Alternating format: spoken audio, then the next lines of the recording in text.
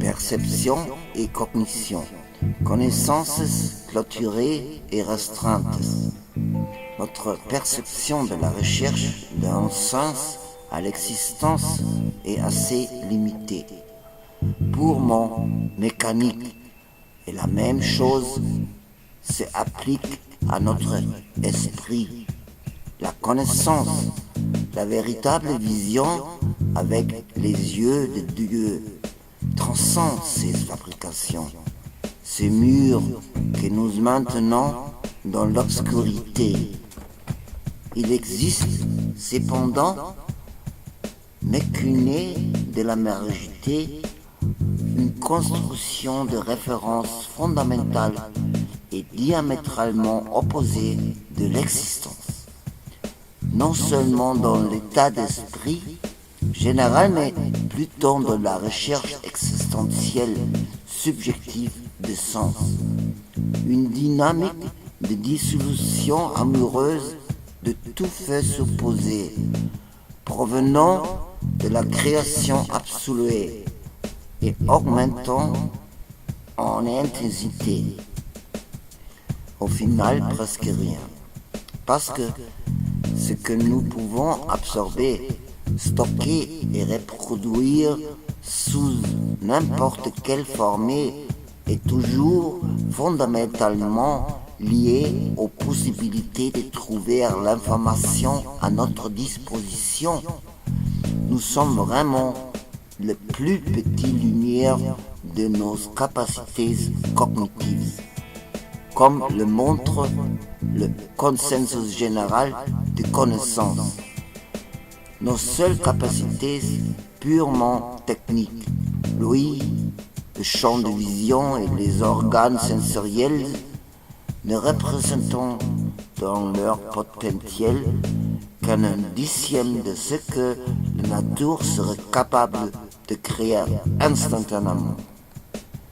Installation frontalière. Ce ne sont que des limitations physiques. Les briques réelles, les blocs de pierre, les géants rocheux qui bloquent notre voie sur le chemin de la connaissance sacrée, qui nous laissons dans la naïveté souffrante.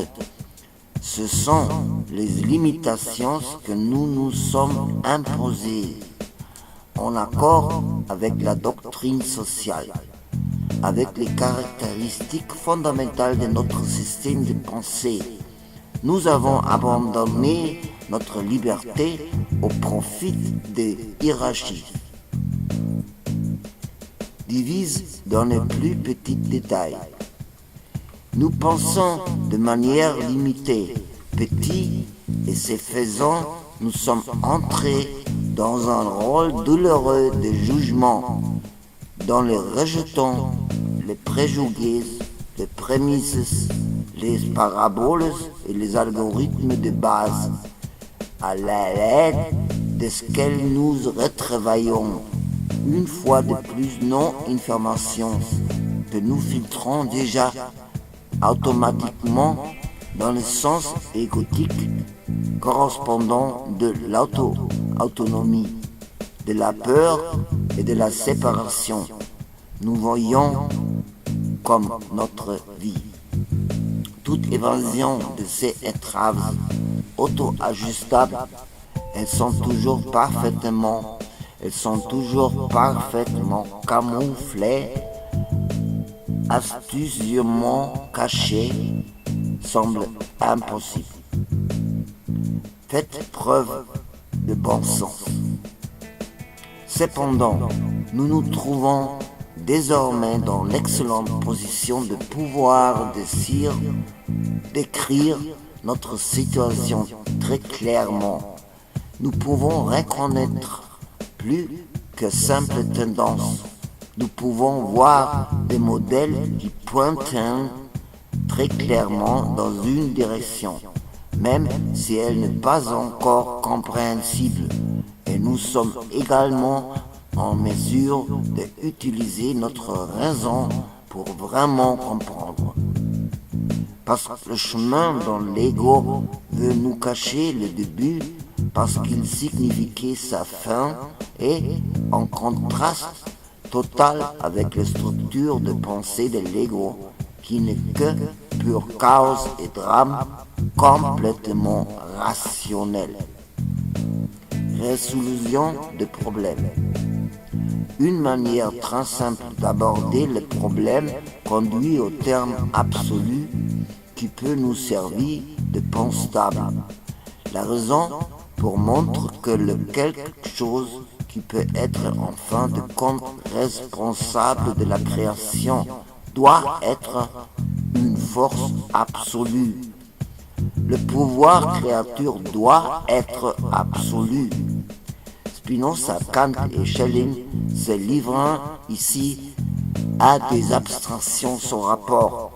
Ce qui est entendu est simplement absolu, comme omniprésent, englobant tout, pénétrant tout, sans jugement, unique, singulière, issu de la logique la plus profonde d'une connaissance véritablement divine.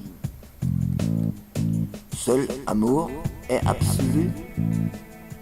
La seule possibilité qui existe dans ces contextes, la force choisie qui remplit la condition préalable d'un absolu et donc en tant qu'entité créatrice découlant purement d'une idée primordiale sacrée est l'amour.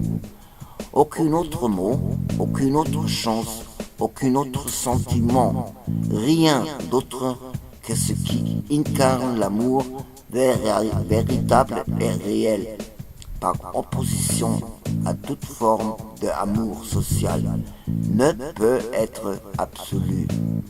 Nous voyons maintenant clairement que l'amour et la création sont complètement identiques, car absolu ne peut exister qu'une seule fois.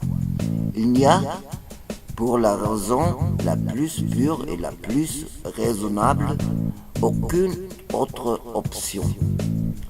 Le monde a été créé à partir de, a été créé dans l'amour parfait, dans l'amour absolu. Enfants de l'absolu, nous reconnaissons donc dans une abstraction raisonnable que nous sommes les enfants d'une énergie absolue. Chaque qualité de ces absolus est également la nôtre.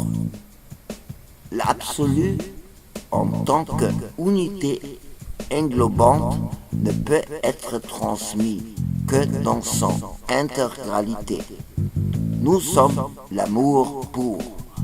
Tout ce que n'est pas amour, logique purifiée, ne peut donc représenter qu'une illusion, un jugement erroné, une fausse image, une tromperie, une incapacité, une situation résultant d'une information insuffisante. Transcender le monde. Avec cette perspective sacrée, il est possible d'élever le monde du jugement et de préjugés, de la haine et de la cupidité, de la souffrance et de la maladie, de la fin proclamée et imminente de notre être. Il est possible ici d'élever notre monde hors des illusions tristes et douloureuses d'un point de vue spirituel. Désordre la terrible peur qui la sous-tend, qui en est le moteur pour reconnaître leur réalité de non-existence. Conclusion. Ici commence le chemin vers la connaissance et la raison pour conduire à son commencement. C'est aussi la même puissance conquérante qui nous protéger tendrement pendant chaque fraction de seconde de notre rêve terrestre, qui nous donne l'assurance de la vie éternelle, qui nous donne, si seulement nous choisirons de la faire, toutes les formes imaginables de bonheur et de paix, ici, dans notre existence. L'amour absolu entend le moindre appel. Il se précipite à votre secours.